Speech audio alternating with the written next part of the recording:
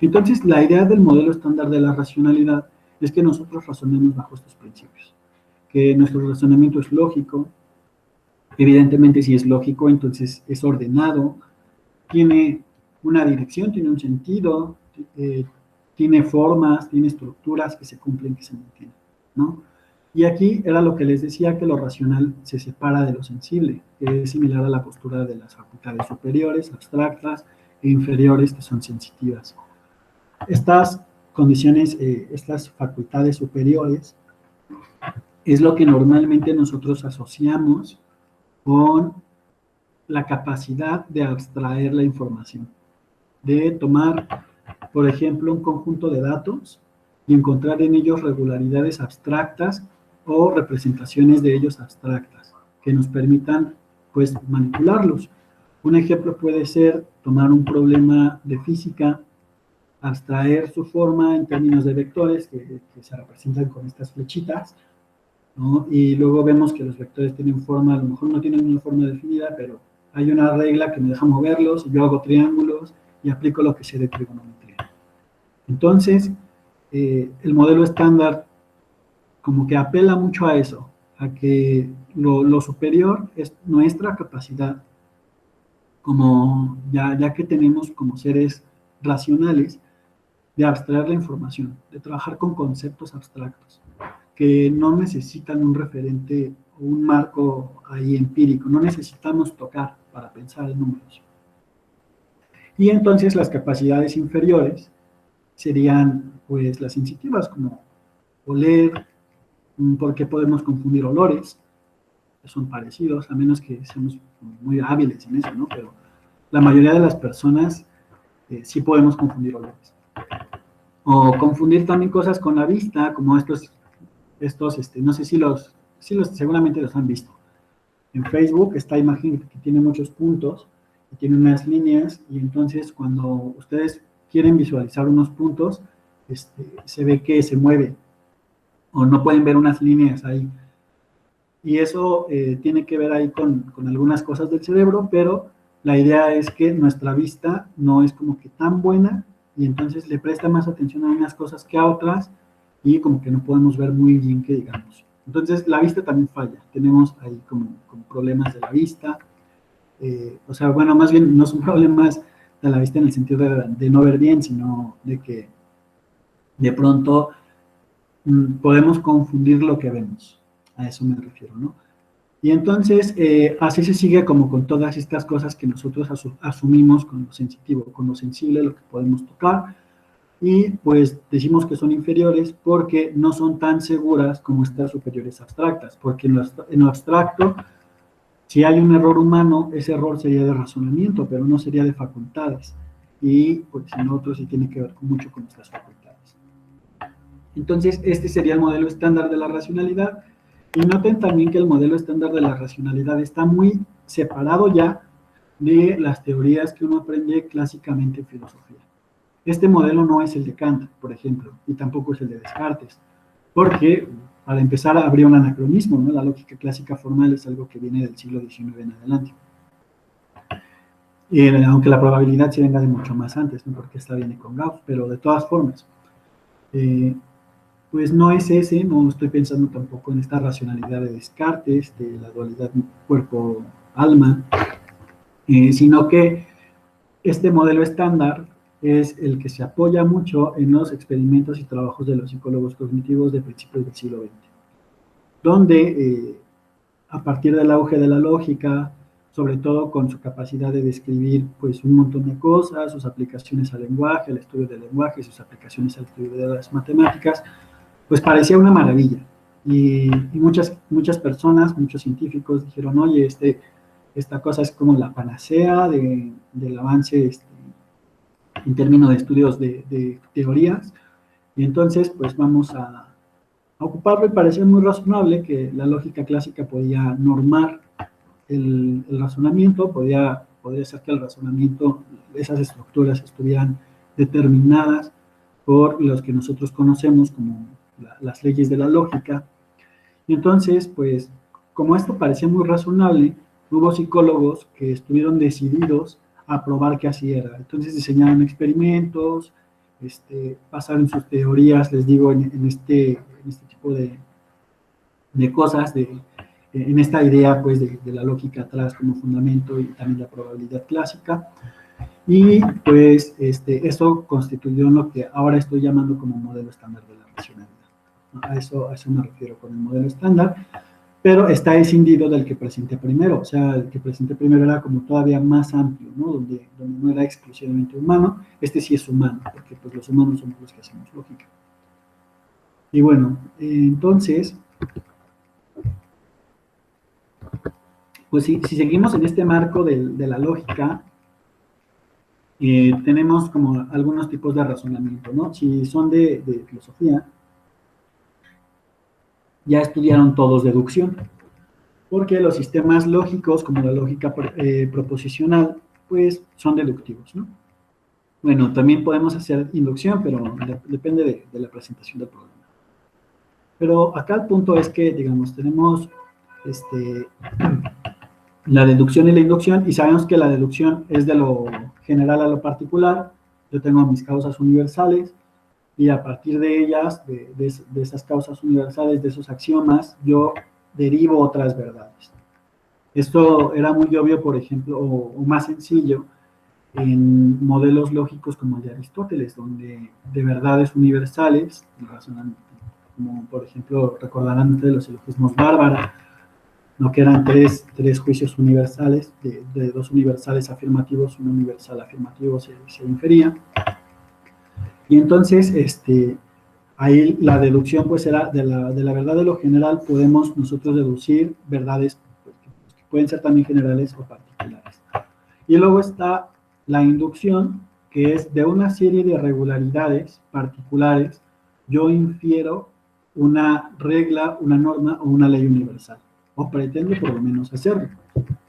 Por ejemplo, si ustedes están en Estados Unidos y ven un cuervo negro, ustedes, no sé, están en Houston, ¿no?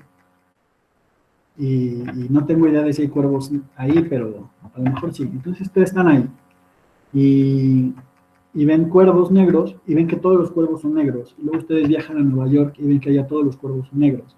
Y luego van viajando por distintos lugares y ven que todos los cuervos que han visto son negros. Entonces puede parecer tentador decir por inducción, pues todos los cuervos son negros.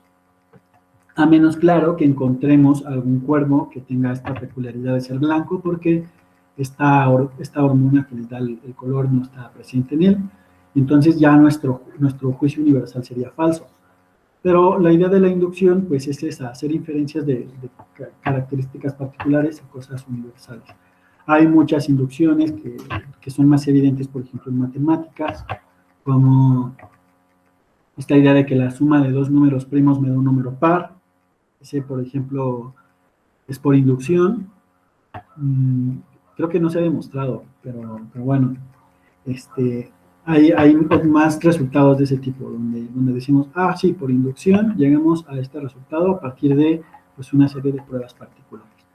Y les dio la parte de la inducción, y la deducción es un poquito más sencilla porque pues tenemos las reglas, ¿no? Por ejemplo, de las reglas de los axiomas de la geometría de Euclides, pues hemos derivado todas un montón de reglas más, o sea, con esas mismas proposiciones que están en los axiomas, podemos derivar las demostraciones de teoremas en geometría, como el teorema de Tales, el teorema de Pitágoras. Entonces, pues, esa es la característica de este tipo de razonamiento, y visto de una forma más cotidiana, puede ser como, por ejemplo, una deducción a partir de una regla en un sistema pues, cotidiano que tengamos. Puede ser si todas las personas que tienen diabetes porque han dejado de producir insulina, y yo estoy comenzando a dejar de producir insulina, o sea, bueno, mi páncreas, entonces yo quizás sea diabético en un futuro próximo. Ahí estamos deduciendo, ¿no? Porque partimos de la suposición de la verdad del juicio universal. Y en cambio, si mi tía, por ejemplo, si mi tía Margarita tiene diabetes, si mi tía Lupe tiene diabetes, si mi tía Concha tiene diabetes, entonces ahí por inducción puedo decir, es probable que en mi familia tengamos una propensión a la diabetes. Entonces, ese tipo de razonamientos los hacemos todo el tiempo. Y son a esos a los que se refiere el modelo estándar de la racionalidad, los que hacemos naturalmente. Y luego está el razonamiento bajo condiciones ideales. Lo que pasa con el razonamiento es que no todo el razonamiento lo ponemos en una estructura lógica dentro de las reglas de la lógica. O sea, no siempre estamos haciendo modus ponens, tollens, ese tipo de cosas, sino que a veces hacemos otro tipo de razonamientos, como los razonamientos a la hora de resolver problemas matemáticos o problemas en física, donde decimos, ok, necesito esta fórmula, necesito, bajo estas condiciones del problema, necesito estos cálculos, o a lo mejor necesito que mis medidas estén en esta unidad, ¿no? En este sistema de unidades. Y entonces ahí lo que hacemos muchas veces es un razonamiento bajo condiciones ideales. ¿Qué son estas condiciones ideales? Que las inducciones que nosotros hagamos van a ser seguras. Esa puede ser una. Dos, que los axiomas de los que van a partir nuestras deducciones son verdaderos. O los teoremas todos están demostrados. Ese puede ser otro, ¿no? Por ejemplo, que toda la información que voy a ocupar en mi razonamiento es relevante, porque si hay algo que no ocupe en mi razonamiento, entonces no era relevante. Eso puede ser otra condición ideal para el razonamiento, y todas esas son lógicas. Entonces, esas ya están dadas por hecho. Pero además de esas condiciones lógicas que se dan por hecho a la hora de que nosotros hacemos razonamientos en otras áreas, pues también están las propias de esa área. Por ejemplo, allá en física, en física clásica, porque no sé la física moderna, pero en física clásica sí se hace, donde se omiten factores despreciables. Por ejemplo, si ustedes están estudiando la velocidad, les dan una fórmula para la velocidad, ¿no? Y les dicen, pues tú tienes un móvil, es un auto, viaja una distancia, tarda tanto tiempo, entonces, ¿cuál es la velocidad? Y ustedes no preguntan nunca, oye, pero la fricción de las llantas con el suelo, ese movimiento va a ocasionar que haya a lo mejor cambios de velocidad a lo largo del transcurso. No, nosotros no tomamos en cuenta eso. O por ejemplo, el auto se mueve en un fluido, que es el aire, y no tomamos en cuenta, pues en absoluto nada de mecánica de fluidos. O sea, calculamos en términos ideales. Decimos, aquí los únicos factores que intervienen son, 1, la distancia, y 2, el tiempo, y ya. Si calculamos fuerzas, entonces igual lo mismo, ¿no? Nada más la pura masa y la pura aceleración del vehículo y ya. No decimos, pero es que, oye, mira, que el aire, y está muy, por ejemplo, aquí puede ser muy ilustrativo este ejemplo de Galileo, que Galileo decía que si soltaban una bola, ¿no? Y una pluma, en el vacío caían al mismo tiempo, porque no había aire ahí que evitara que evitara que la pluma hiciera este movimiento como ondulatorio, ¿no? Entonces, pues obviamente no se podía demostrar. Recientemente se hizo una demostración de que tenía razón Galileo, ¿no? En una cámara de vacío repitieron el experimento, pero la idea es que cuando nosotros hacemos cálculos, lo hacemos bajo esas condiciones que decía Galileo, o sea, en condiciones ideales, donde no hay factores externos que hagan o que intervengan en nuestros experimentos. Entonces, aquí la idea de ese razonamiento bajo condiciones ideales, pues es que lo hacemos así porque si nos ponemos a pensar en todo ese tipo de cosas, nos van a meter en incertidumbre. Y nosotros no queremos incertidumbre, no queremos pruebas fallas, o por ejemplo, quizás, ¿no? Ese valor, ese dato que estamos agregando sea tan insignificante que sea despreciable, que sea un punto 0,00000 no sé qué, 1. Y nos dice, oye, pues si estoy redondeando a 2 cifras, no tiene caso tomarlo en cuenta. Entonces, ahí es un caso. En matemáticas, por ejemplo, también se da el razonamiento en términos ideales, porque cuando ustedes ven un razonamiento matemático, ven la demostración, pero no ven la construcción de la demostración. ¿Qué significa esto? Y ustedes no ven cómo falló el matemático. Ustedes no vieron, a lo mejor su gato se subió a la mesa, tiró algo, y a este cuate de pronto vino ahí la serendipia, se llama esto, ¿no? La idea espontánea que soluciona su problema, y ahí estuvo la solución. Ese no es un razonamiento en condiciones ideales, porque es algo ajeno a lo que él está trabajando, pero que le dio la inspiración o lo que necesitaba para solucionar el problema. Entonces, nosotros normalmente no creemos que las cosas pasan así, sino que tenemos esta idea, a lo mejor, de esta persona que empieza a hacer sus cálculos y hace sus relaciones y llega a los resultados, pues de una forma ordenada, metodológica, pues que no tiene fallas. Estamos considerando incluso que a lo mejor no haya ruido, que no tenga estrés, en las mejores condiciones posibles. Entonces, en general, esto lo que nos quiere decir es que cuando nosotros pensamos en un agente racional que resuelve problemas, de acuerdo con los distintos tipos de razonamiento, que pueden ser inductivo o deductivo, lo hace pues en condiciones ideales. Decimos, ok, no le falla la lógica, no vino un matemático raro a probar que no va a poder demostrar todo lo que quiere demostrar, y si vino no está atormentado por eso, no hay un factor ahí psicológico, no está a lo mejor estresado, nada de eso. No consideramos absolutamente nada de eso para pensar en nuestro agente ideal, sino que nada más lo ponemos pues bajo las mejores condiciones posibles. Ahora dirán, bueno, pues, ¿qué tiene de malo poner a nuestro agente en las mejores condiciones posibles? La verdad es que no tiene nada de malo. Al contrario, es muy útil. Porque, por ejemplo, piensen ustedes, están evaluando un problema donde quieren medir un indicador en particular, y si quieren medir ese indicador en particular, están haciendo, no sé, su cosa estadística, ¿no? Y hay obviamente muchos factores a tomar en cuenta, y ustedes deciden despreciar unos respecto de otros. Podría ser que esos unos cambien los resultados de sus pruebas, pero ustedes escogieron unos para disminuir la complejidad. Entonces, obviamente ustedes informan, ¿no?, que lo hicieron bajo condiciones ideales, o sea, que en condiciones ideales debería de poderse inferir determinada información. Y eso, ¿para qué nos sirve? Pues para tener un marco de referencia, para ver qué podemos esperar. Por eso, cuando hacen estadística, por ejemplo, los psicólogos tienen esta campana de Gauss, donde hacen una distribución normal, ¿no? Y si tú estás muy en el centro, es que estás muy dentro de los resultados típicos.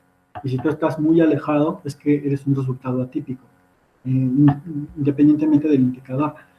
Pero la idea es que te ayuda a darte una idea, más o menos un panorama de qué es lo que podrías tal vez tú esperar dentro de una población. Entonces, esa utilidad tiene pensar en términos ideales. Luego, pues también, obviamente, los cálculos son más sencillos, las fórmulas también son más sencillas, el procesamiento de datos, incluso los recursos tecnológicos. Por ejemplo, las cosas tecnológicas también serían la programación, el uso, no sé, de las herramientas como Excel, disminuiría, ¿no?, ahí lo que tienen que gastar, y por supuesto hay menos incertidumbre porque a menores factores, pues menor es la probabilidad de que ustedes se equivoquen. Entonces, el razonamiento en condiciones ideales, la verdad, no es como que muy malo, pero hay que estar conscientes de que cuando nosotros pensamos en agentes racionales ideales, pensamos en estos que están normados bajo estas características. Y bueno, vamos a ver si sí es cierto, ¿no?, que esto es completamente infalible. Ya vimos que hay algunas fallas pueden venir de la omisión de la información. Pero, ¿qué tan infalible es esto? Bueno, vamos a ver. Como mencioné, el modelo estándar de la racionalidad, pues, tiene la lógica como paradigma normativo del razonamiento. Pero Watson y Kahneman, Kahneman hizo un test, también Watson, donde encontraron como que algunas críticas a este modelo. Y les voy a proponer aquí una pregunta, ¿no? Supongan ustedes que les doy la siguiente información. Linda es una cajera, es muy inteligente, es muy brillante, se graduó con honores.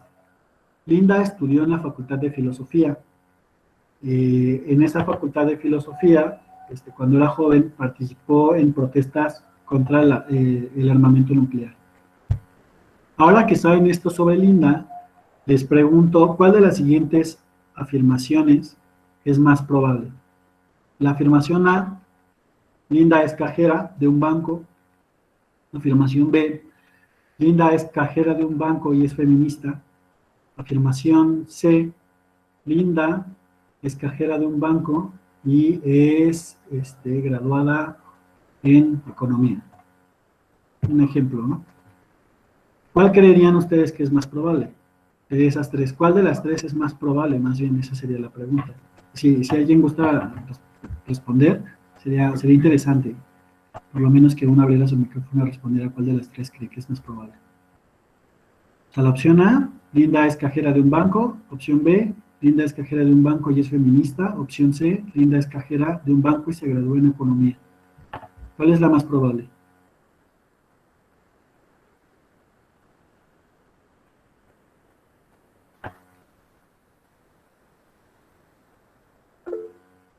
Brian dice que la C. Brian dice que la A. Cambio de... Vale, se vale. ¿Alguien más tiene una respuesta diferente? La pueden poner en el chat, pues. Este experimento es interesante.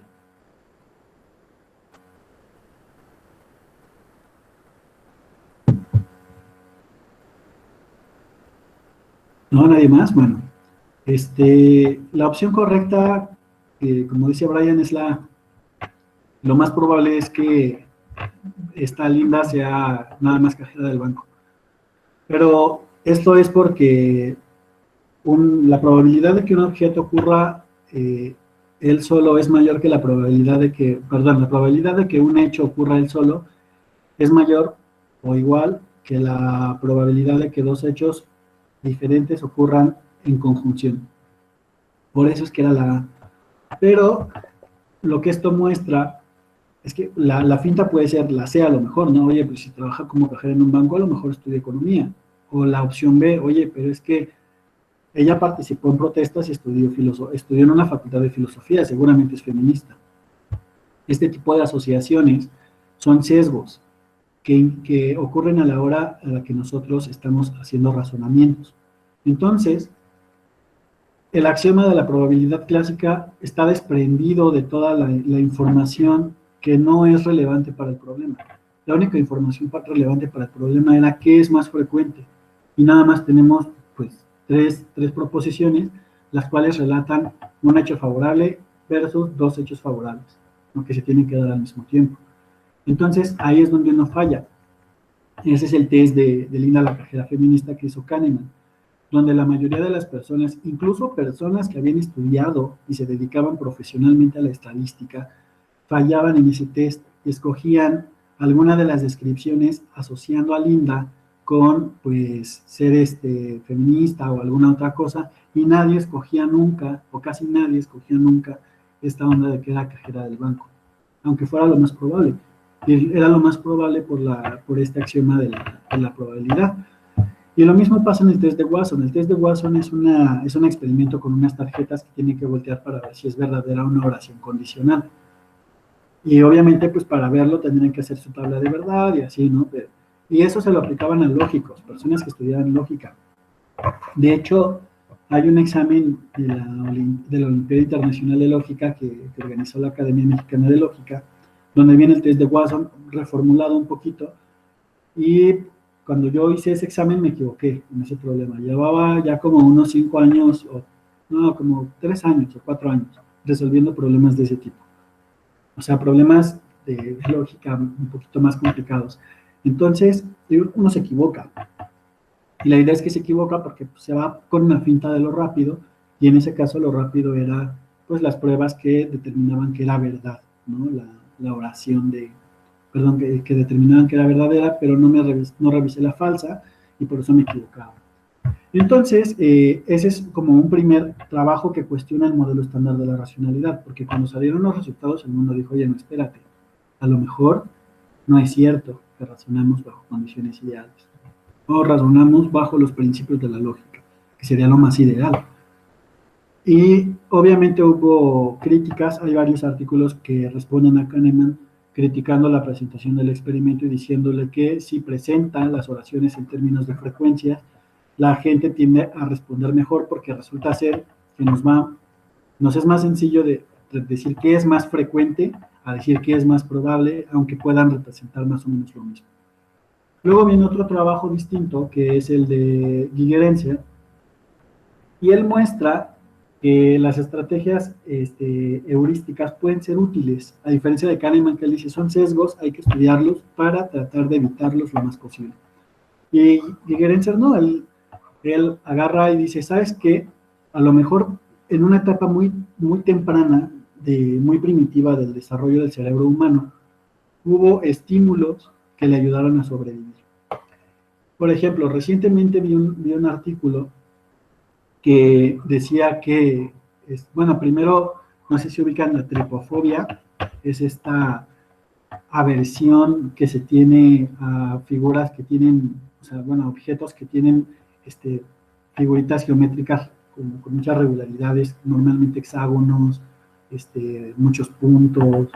Entonces, esta tripofobia, estos científicos creen que una posible causa es que los humanos, o sea, cuando estaban en una etapa de desarrollo, les repito, muy primitiva del cerebro y del metabolismo, y así estaban como que desarrollando adaptaciones, pues estos patrones los tenían algunos insectos venenosos y algunas plantas y animales que no eran buenos para nosotros, y ver las formas como que era un indicador de peligro, y entonces una buena respuesta o una buena respuesta, digamos, ahí puede ser la aversión, que uno vaya generando aversión a ese tipo de cosas, pues para mantenerse alejado, ¿no? Eso es como cuando una persona se quema con fuego, y entonces al principio como que le cuesta trabajo acercarse porque ya desarrolló una aversión por el trauma de la quemadura.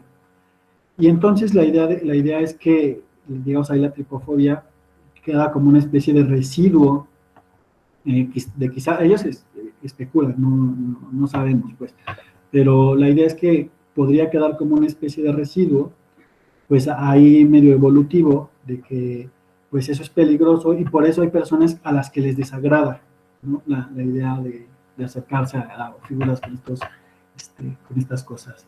Si ustedes no saben si tienen tripofobia, googleenlo y les van a salir las imágenes, y si les resulta muy desagradable, seguramente tienen esa cosa, ¿no? Y la idea de Gigerenzer es que este tipo de respuestas en una etapa muy primitiva venían del entorno, no eran por una cosa en nuestras facultades superiores, de abstracción, nada de eso.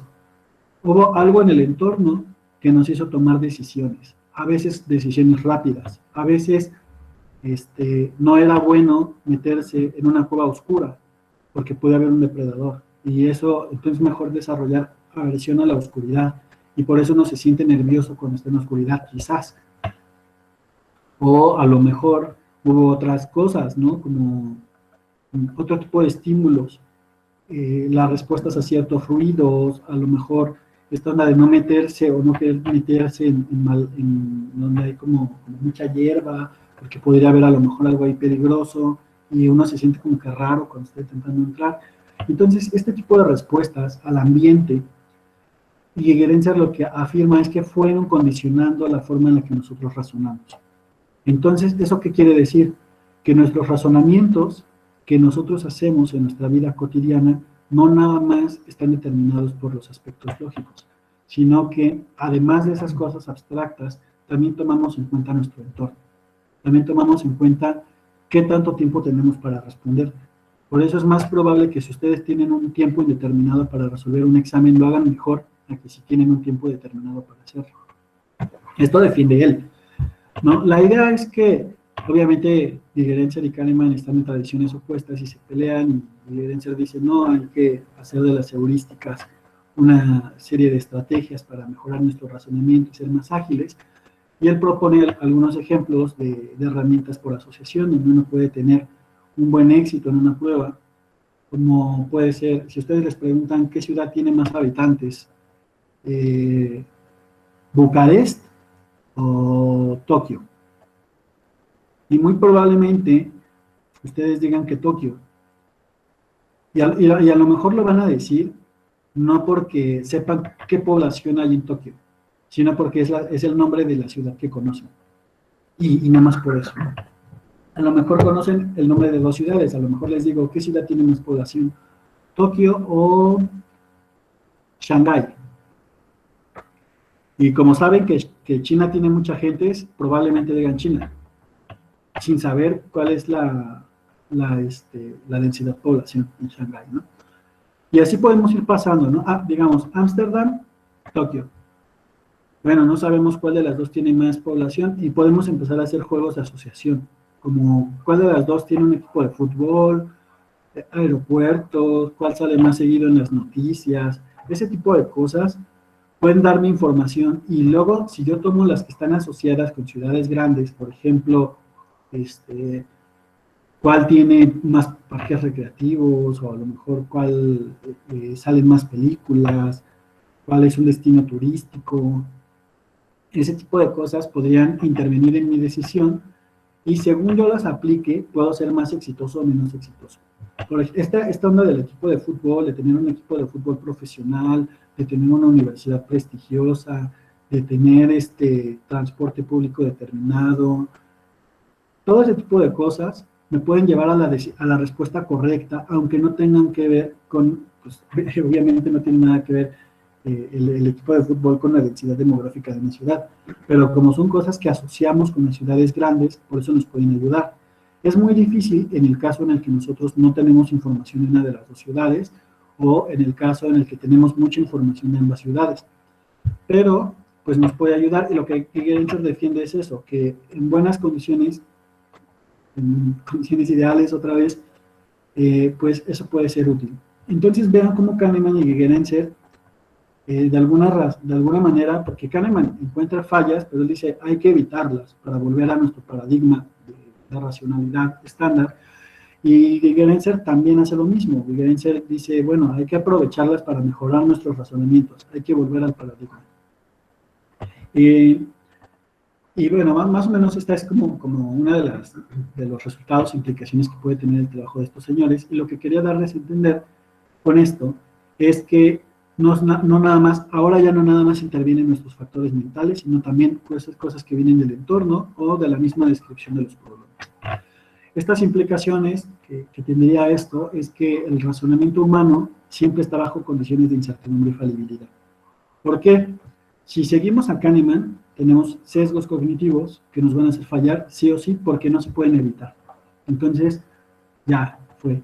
Si no caemos en la falacia de la conjunción, vamos a caer en la falacia de la afirmación del consecuente. Si no caemos en eso, vamos a caer en un sesgo de ancla. Y ustedes conocen los sesgos de ancla, de seguro los conocen demasiado bien. ¿Alguna vez han ido a un supermercado y han visto una oferta 3x2 y han querido comprarla? Porque dicen, oye, 3x2, 3 es más que 2, seguramente es un ofertón.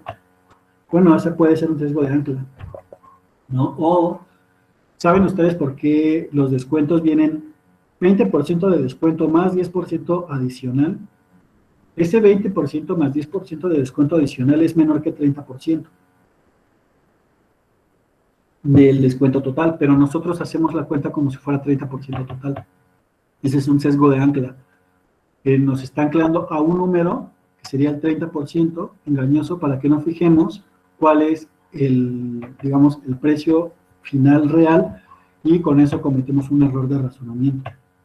Lo mismo en estas ofertas 3x2, porque es tentadora la oferta, pero a lo mejor ni necesitamos tantos paquetes de papel de baño en la casa. O a lo mejor nosotros compramos 3x2 grano molido, pero no tenemos grano molido de café, pues, pero no tenemos cafetera. Entonces, es absurdo, pero caemos. Y más seguido de lo que creemos, mucho más seguido. Ese es como un gran problema. Por eso hay publicidades como 8 de cada 10 gatos prefieren Whiskas. Porque, pues, suena más bonito 8 de cada 10, ¿no? A decir 2 no prefieren. Porque 2 no prefieren tiene la connotación negativa. Y esa connotación negativa nos sesga a que quizás no sea tan bueno, aunque el número sea menos relevante que el otro. Entonces, eso nos lleva en el proyecto de Kahneman, que existan esos sesgos, pues nos ponen condiciones de falibilidad. Y en el de Gigerenzer, de todas maneras, hay incertidumbre porque, oye, o sea, las asociaciones y las estrategias nos ayudan a decidir, a ahorrar recursos cognitivos, pero para nada nos van a garantizar que vamos a tener el resultado correcto porque nos podemos equivocar. Entonces, ese es un gran problemón. Por ejemplo, otra vez, volvemos al ejemplo de las ciudades. Pongamos a Tokio con Monterrey y a lo mejor ustedes, bueno, otra ciudad, pues una no tan famosa, lo que sea más grande que Monterrey. Ay, no sé, alguna ciudad en Brasil, ¿no? En Brasilia.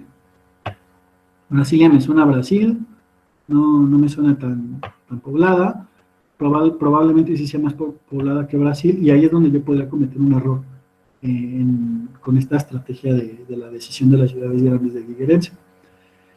Entonces, ¿esto qué nos lleva? Bueno, la onda está en que hay contextos donde el razonamiento en condiciones ideales, en este caso nuestro agente racional ideal, es bueno, como en el caso de la física, donde no vale la pena detenerse por esas unidades tan pequeñas porque no vamos a poner a una persona en órbita, sino que estamos calculando cosas aquí en la Tierra, donde se podemos despreciar dentro de cierto margen de seguridad.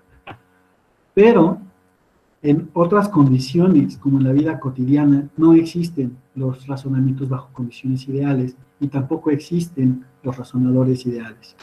¿Por qué? Porque ya están todas estas cosas de los sesgos cognitivos y porque hay factores ambientales que van a determinar la forma en la que nosotros razonamos. Y esos factores ambientales pueden ser nuestro contexto económico, nuestra realidad social, política y cultural, nuestro acceso a la información, que también entendemos la información, nuestras capacidades que ya tenemos en nuestra formación. Si nosotros tenemos una muy mala capacidad, bueno, más bien, si nosotros tenemos una muy mala formación en cosas que tienen que ver con la comprensión de lectura, somos más vulnerables a ciertas manipulaciones mediáticas, por ejemplo. Entonces, ese tipo de cosas ya están ahí determinando nuestro razonamiento. Por eso fallamos, porque ya desde que nosotros llegamos, cuando nacemos, suena muy existencialista, ¿no? Pero pues ya caemos en un mundo que ya estaba antes de nosotros, y ese mundo ya tenía reglas, ya tenía personas jugando ahí. Entonces, pues nosotros tenemos opciones muy limitadas y hacemos lo que podemos. Y dentro de ese hacer lo que podemos, pues si seguimos pensando que somos agentes racionales ideales, que solo pensamos bajo la pura lógica fría y dura, y las puras matemáticas frías y duras, y vamos a ser exitosos con eso, estamos muy equivocados. Porque probablemente, pues, otra vez, caigamos seguramente en alguno de estos sesgos, ¿no? Que se resuelven justamente, pues, teniendo una buena formación en esas áreas, pero que las personas que tienen buena formación en esas áreas también caen. Ahora, pues, esto es pero tan grande que ni siquiera en el nivel computacional, en esto de la inteligencia artificial y esas cosas, no existen tampoco los agentes racionales ideales. No se puede demostrar todo, nuestros sistemas de demostración tienen límites cuando hablamos de completitud de sistemas, cuando hablamos de teorías que sean estrictamente formales, hay cosas que esas teorías no pueden hacer. Cuando hablamos de lógica, hay cosas que la lógica no puede formalizar, por lo menos la lógica formal no, y requerimos otras lógicas con otras consideraciones, donde quizás debilitemos alguna de nuestras propiedades lógicas, porque el mejor razonamiento ya no está determinado nada más por la inducción y la deducción. Y ahora, este hecho no genera un panorama pesimista. De hecho, es bastante bueno que sea así, porque estimula la creación de modelos que enfrenten la complejidad de los problemas con incertidumbre. A una persona, probablemente, por ejemplo, pienso en un economista, que hacen razonamientos sobre mundos grandes. Los mundos grandes es como nuestro mundo, donde hay muchos factores, donde hay muchas interacciones, donde las cosas cambian de la noche a la mañana, donde las bolsas se caen, donde tenemos algo tan trivial como la existencia del dinero. Ese tipo de cosas están en el mundo grande, pero los economistas razonan como si fueran mundos pequeños. Encapsulan, crean modelos, tratan de medir algunas variables, crean indicadores, y con esos indicadores hacen razonamientos que después buscan de alguna manera llevar a los mundos grandes para tratar de ser más o menos exitosos. También lo hacen los aeropuertos. Y esto lo hacen tomando en consideración justamente todas estas fluctuaciones que puede tener la información.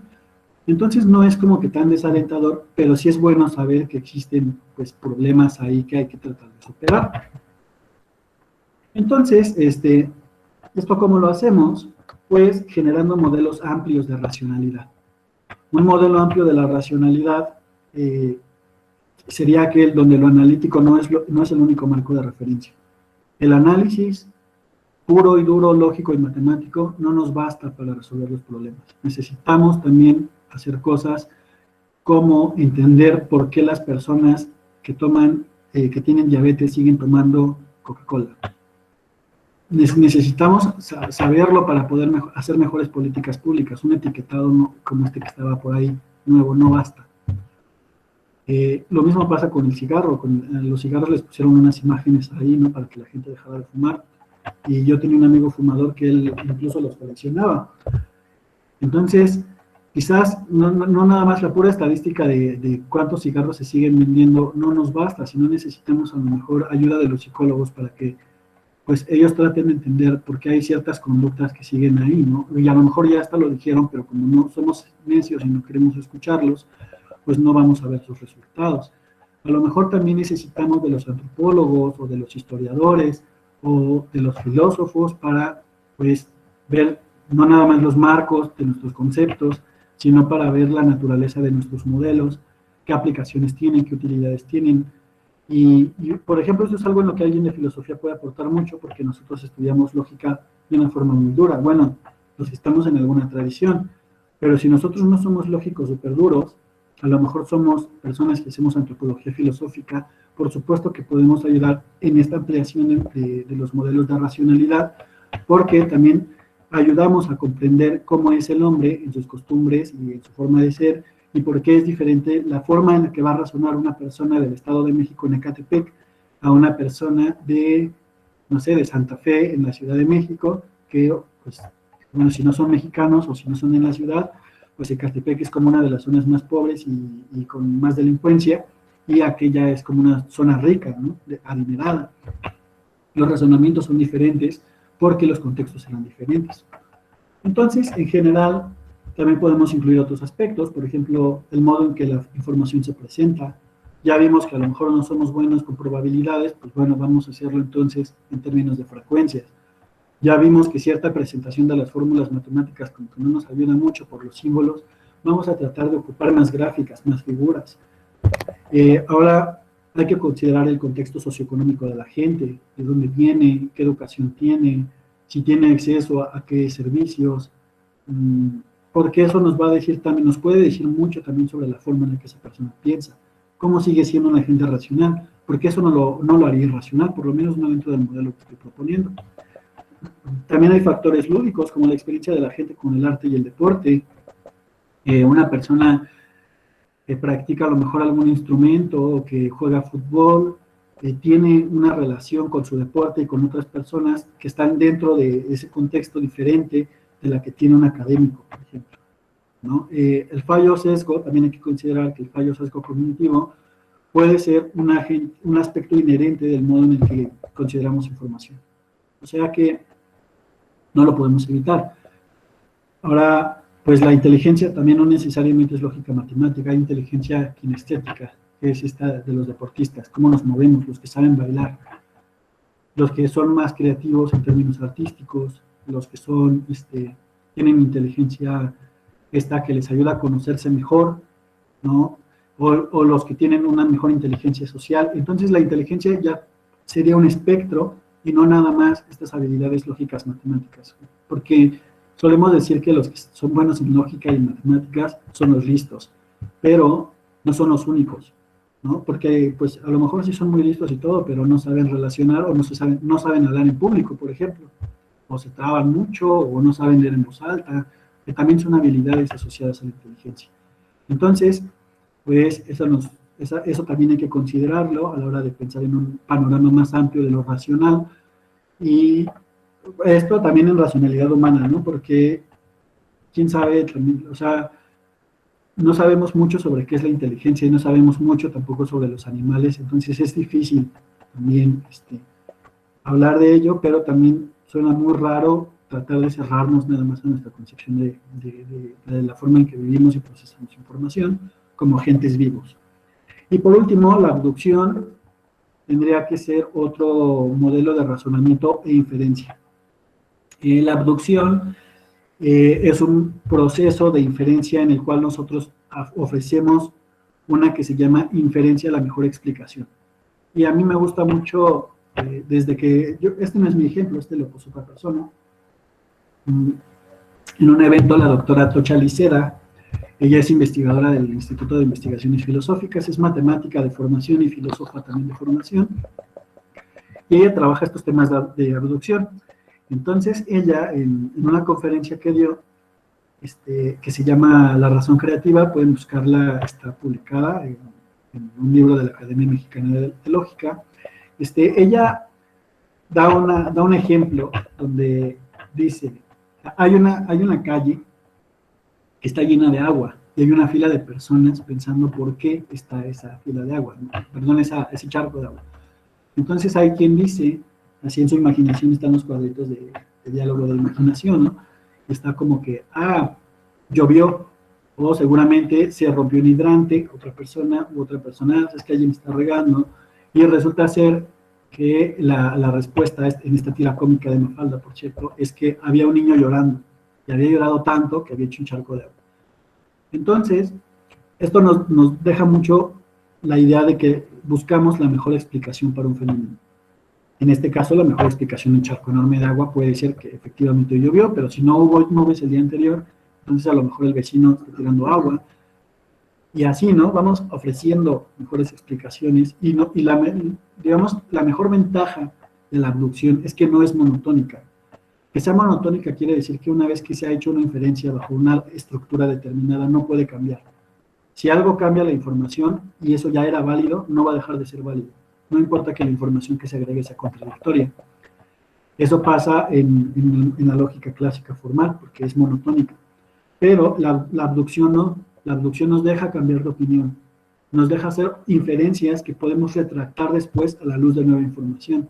Y eso es preferible en un modelo amplio de racionalidad a un modelo, pues, no amplio o un modelo cerrado, ¿no?, de racionalidad. Entonces, aquí está mi conclusión ya para terminar. ¿Por qué los agentes racionales ideales fallan? Primero, pues no tienen imaginación, son autómatas. Su mundo no se mueve, su mundo es perfecto y su forma de pensar es perfecta. Entonces, ellos van a fallar porque frente a problemas reales del mundo real se requiere imaginación, se requiere creatividad. Las heurísticas son guías de razonamiento y decisión, un agente ideal no las tiene. ¿Cómo va a tener guías de razonamiento y decisión para enfrentar cosas del mundo si este cuate ya vive en un mundo ideal que funciona perfectamente, donde no hay fallos? Pues no las necesita, ¿no? Los razonamientos de la gente ideal son monotónicos. A la luz de la nueva información se nos trabaría si nos sale una contradicción y pues probablemente falle, ¿no? También porque no puede cambiar de opinión, por ejemplo. No pueden enfrentar problemas simples del marco, problemas de definición de nuestro entorno, porque esos problemas de nuestro entorno no está en un contexto duro, súper definido, sino que tiene muchos factores distintos y es difícil decidir qué sí cambia, qué no cambia, de acuerdo con distintas interacciones. Entonces, pues tampoco pueden hacer eso, y en ocasiones lo más racional es lo que parece irracional. Por ejemplo, cuando ustedes bailan, lo más racional sería pensar en los pasos de baile, ¿no? Uno puede pensar eso, pero de hecho no, lo más racional sería no ponerse a pensar, porque si están pensando demasiado van a pisar a su pareja, le van a pisar el pie. Entonces ahí lo más racional para bailar, pues no es estar pensando, sino bailar, porque van a divertirse. Y pues nada, eso sería todo de mi parte. Ahí está mi diapositiva de gracias, ahí está mi correo si quieren escribir. Y finalmente les dejo las referencias bibliográficas, pues por si gustan consultar algo de todo esto que les vine a contar hoy, aquí está, ahí están las referencias. Eso sería todo. Gracias. Muchas gracias, Omar, por tan excelente presentación. Y bueno, ahora damos paso a la ronda de preguntas. Si gustan, pueden escribir sus participaciones en el chat o pedir la palabra y pues activar su micrófono. Adelante.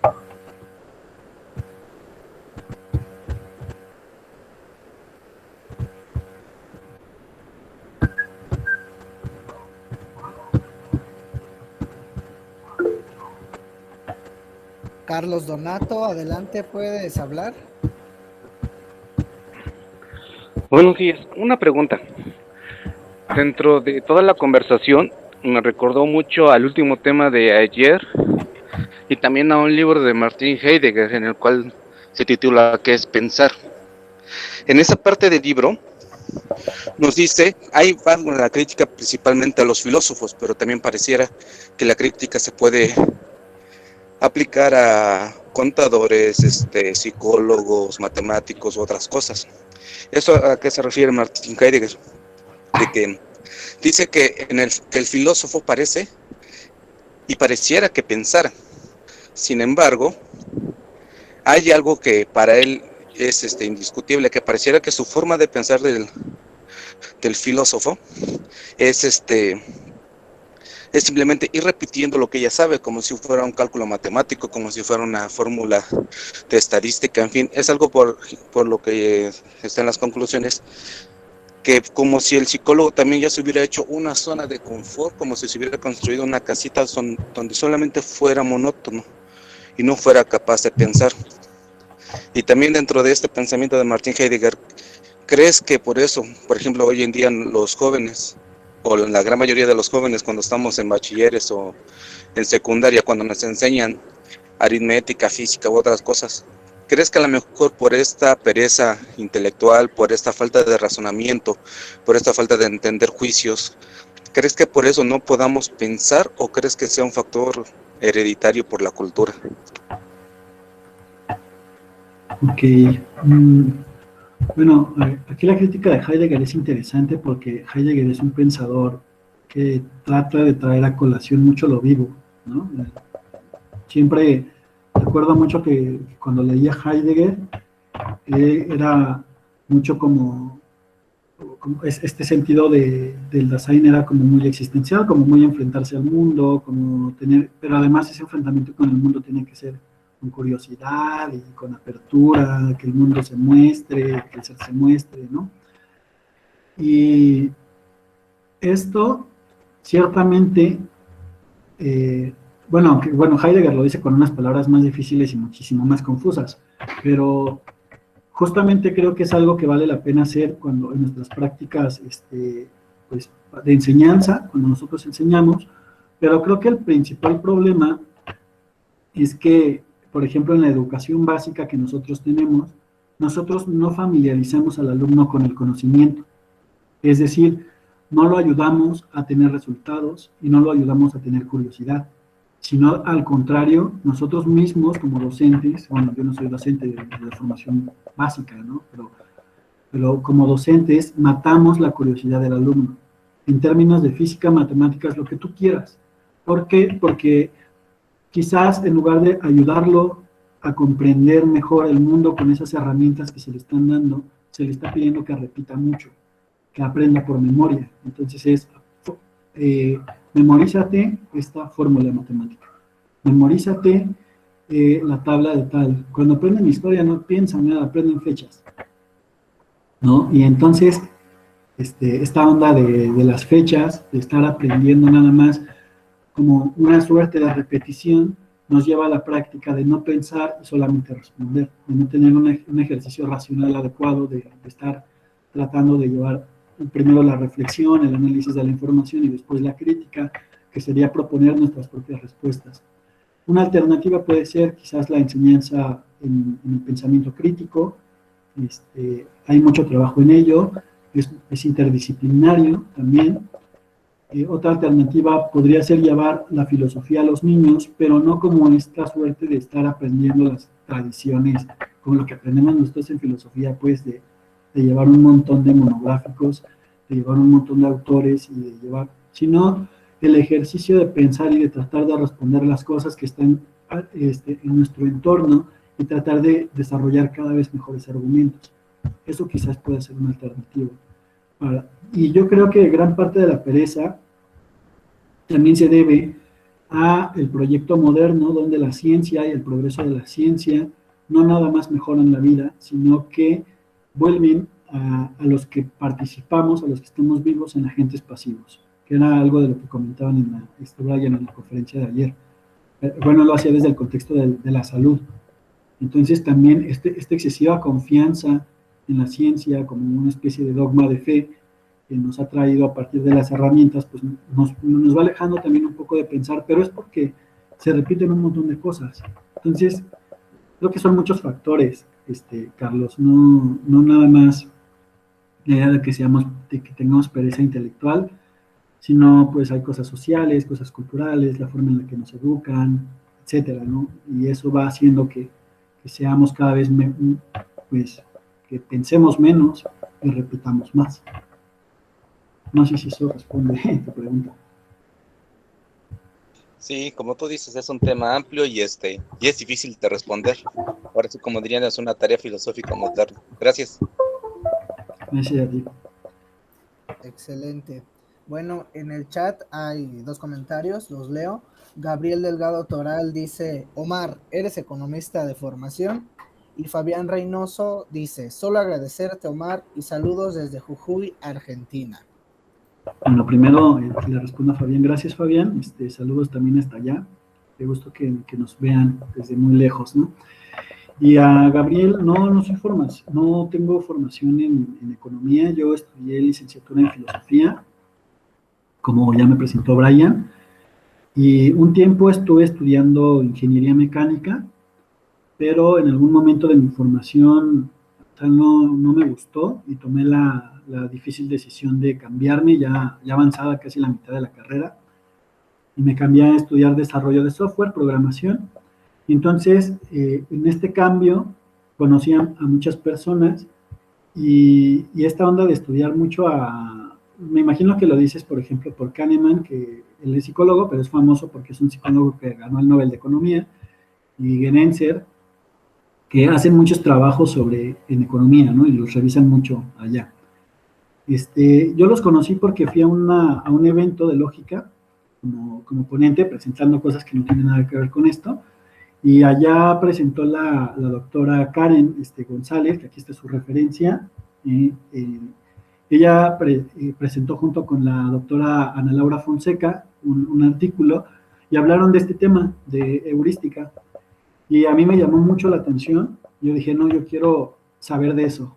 Y ya me metí a las referencias, leí primero las tesis de ellas, y ya empecé a leer a los autores, y ya fue como llegué mucho a este trabajo.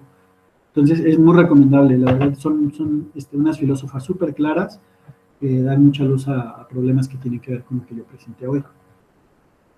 Entonces, pues nada, eso, creo que eso sí responde de más, creo. ¿Hay alguien más que guste participar?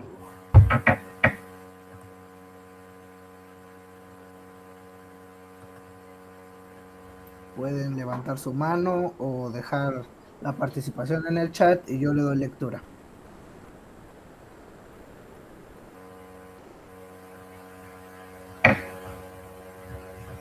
O sea, igual está cool si quieren objetar, también estaría interesante si tienen objeciones a lo que presenté.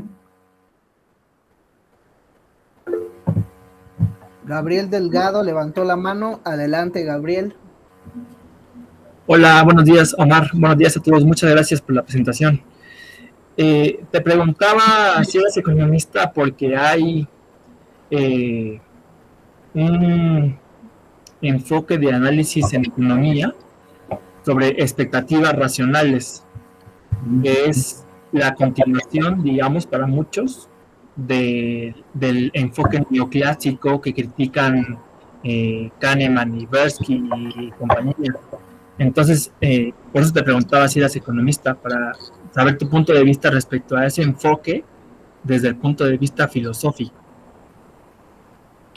¿Me podrías decir un poquito, sería una opinión desinformada, pero si me podrías describir un poquito de qué va el enfoque Sí, es un enfoque que surgió en los 60s con John Newt y que en los 70s tomó fuerza con Robert Lucas y Thomas Sargent, entre otros, claro. Ujú. Pero es un enfoque que, desde mi punto de vista, no se critica desde el punto de vista filosófico y que es, como te digo, lo que critican Kahneman, Tversky y compañía. Entonces, es un enfoque más de economía. Entonces, por eso te preguntaba si eras economista, para hacerte una pregunta de ese estilo, pero eres filósofo, entonces puede ser que no conozcas el enfoque. Sí, de hecho no conozco el enfoque, sería interesante.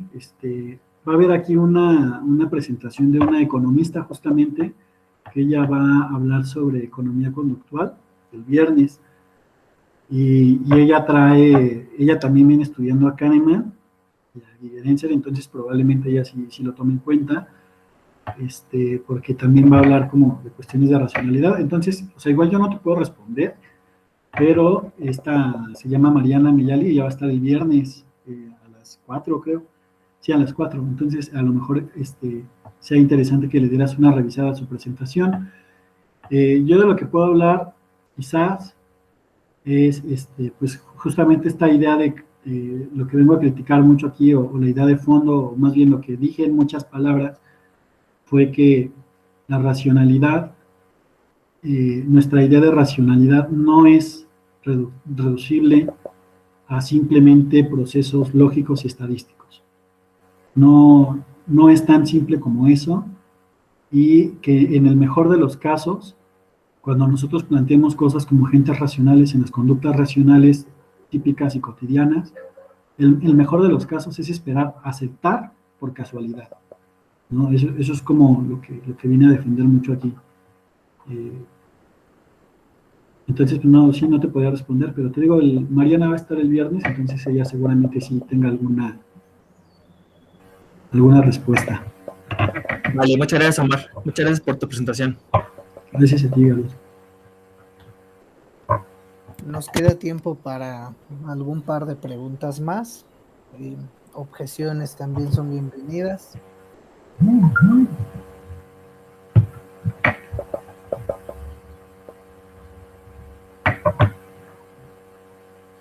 Si no, terminamos temprano y nos vamos a desayunar.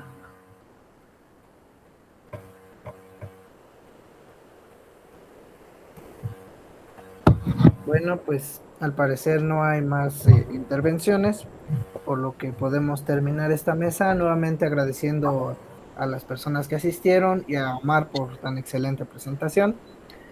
Nos despedimos, no sin antes invitarles a las siguientes mesas. La mesa 2, que se celebrará de 12 a 1:30 por parte de Cianya Pamela Flores Hernández y se titula Filosofía y Mujeres. La mesa 3, de 2 a 3:30, titulada Filosofía, Ética y Economía en torno a la propuesta de Enrique Dussel por parte de José Francisco de Sentis Torres. Y la mesa número 4, que se celebrará de 4 a 5:30, titulada El papel del materialismo dialéctico en el pensamiento filosófico y el cambio revolucionario, por parte de Lorena Jazmín Vargas López. Y pues nos despedimos. Muchas gracias por asistir.